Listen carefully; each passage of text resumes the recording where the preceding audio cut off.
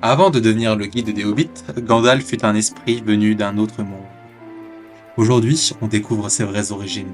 Présenté comme le magicien gris, ami des Hobbits et membre de la communauté de l'Anneau, il est connu pour sa sagesse, ses pouvoirs limités mais puissants, son combat contre le Balrog, sa résurrection en Gandalf le Blanc. Figure centrale des événements du Seigneur des Anneaux et du Hobbit, associé à des objets iconiques, son chapeau et son bâton, Grille-Poil et l'épée Glomdring. Gandalf n'est pas un humain, c'est un Maya, un esprit primordial, envoyé par les dieux de Valinor, les Valar, pour guider les peuples libres. Son vrai nom est Olorin, l'un des plus sages Maillars.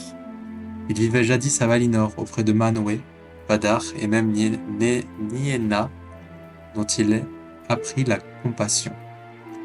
Vers l'an 1000 du Troisième Âge, il est envoyé en Terre du Milieu, sous forme humaine, un Istari, ou sorcier, pour résister à Sauron, sans imposer la force. Contrairement aux autres, Gandalf gagne la confiance des peuples et résiste à la tentation du pouvoir, contrairement à Saruman. Porteur secret de Narya, un des 3 anneaux des elfes, l'anneau de feu, pour raviver l'espoir chez les hommes et les elfes. Il est le seul Istari à avoir accompli sa mission et à avoir vaincu Sauron.